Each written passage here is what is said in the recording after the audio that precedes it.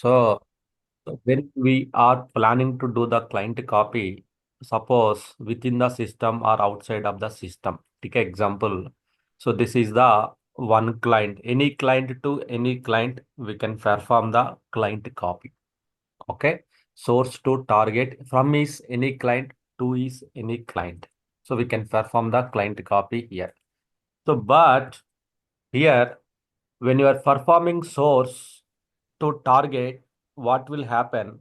First, it will delete the whatever the data is there in the target. It will delete completely. Then it will copy the data from source to target only. First delete, then copy. So it will not insert the record. First, it will delete it. It will copy the whole client data.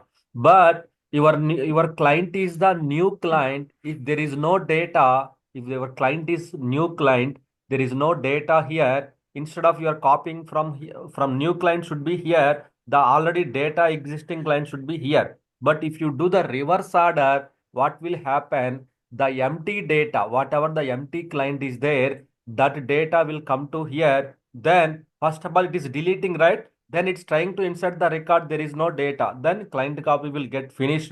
Then target client also, whatever the source we have the empty data without any users or anything, same will come to here as well. So that is the main thing. So first it will delete the records, then it will insert the records here. So that is the main thing here. But if you are copying from is the new client, there is no data. Then if you copy to here, then same thing will come, right? Same data will come. Why? Because first it is deleting the existing records, then it is inserting the new one. So new one means when you are inserting, there is no data. Then immediately only empty data will come here. So users cannot able to log in. Why? Because their logons, their credentials, everything is gone.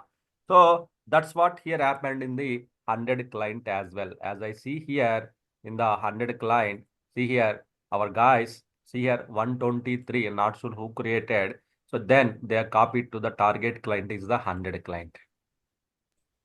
And you know what, Ravi, I think the confusion is probably the same confusion that like I'm having along with a lot of students that are taking this kind of discussing this topic as what do you call the idea is you're normally right there's understanding that you're always you're pushing the data kind of thing, but in this case the concept is a little bit different. You're actually pulling the data from the source, right? Yeah, from source 122, you are pulling and you are inserting the records, copying the data to the 100 client here. Right, right.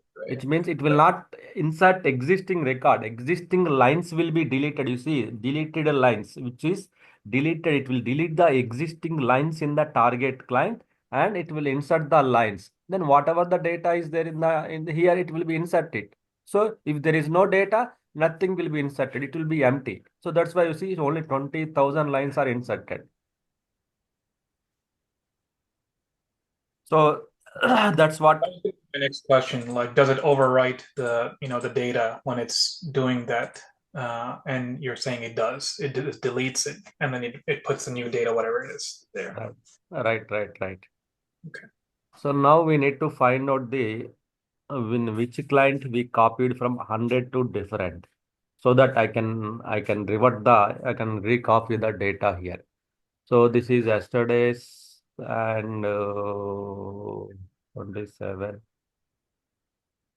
Okay, 14. We have 001 ECD2. This is a different client copy.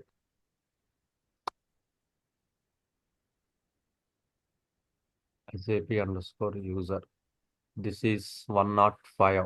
Target is the 105. 105, we have the data. So let me try to log in with the 105 to see whether we have the all the users are available or not. So with basis and yes, I'm able to log into the basis here. So if I go here, we can create it manually, but again, manual work, only one user is there, at least one user. At least one user is there. With that user, we are able to access all the things. So with one user. Okay, let me try to. So I'm in the which client?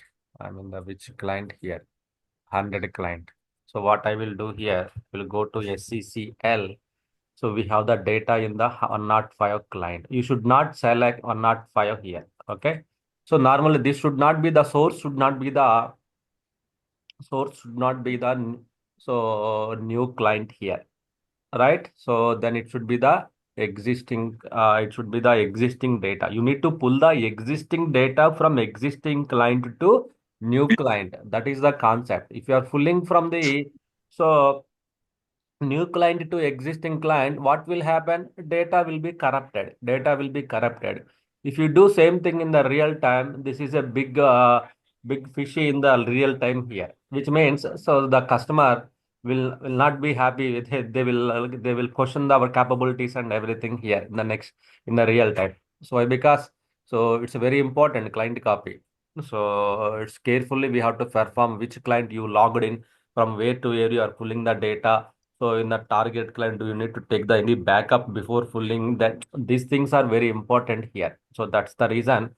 So carefully we need to perform the client. It's training systems, right? That's fine. So you will get the experience, some learning experience. So same thing you won't repeat in the real time. So but if you do it in the real time also, then again there's a big thing will happen in the real time. Why? Because customer it won't accept this kind of practice things in the real time. Only in our own environment only we can do this kind of things.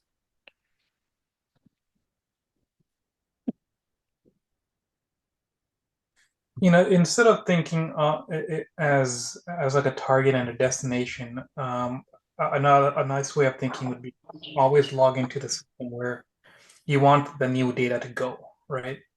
And then just at that point you're going to do a pull.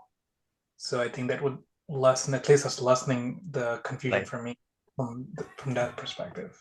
Right. Yeah.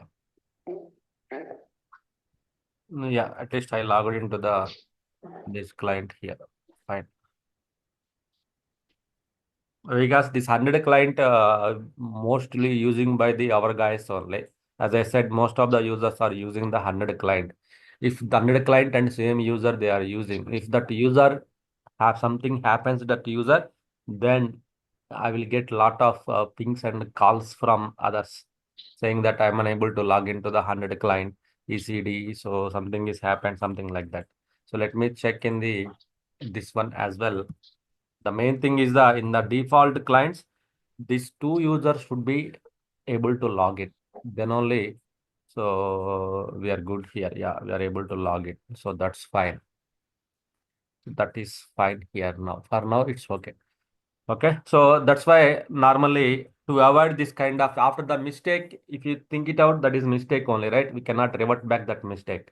But only thing is before that only, what we have to do, we need to make the client copy changes to the no overwriting and no changes are allowed or something you check that no changes are allowed, especially for the production systems. If you keep it, so what will happen if you anyone performing the client copy in the this client, it will throw the error.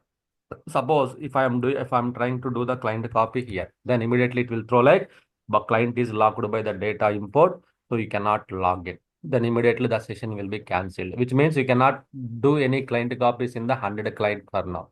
Then immediately what our guys will do in case of if we the error face it, they will go to the SEC for client change option. Then 100 client, they will change the settings to the 0. Then they will perform the client copies. So that's what here it's happening. But that's fine. In case of troubleshooting point of view, it's fine. Okay, that's fine. Not a problem. So let's start discussing about the one of the interesting concept in the RFC administration part only. Okay, so let me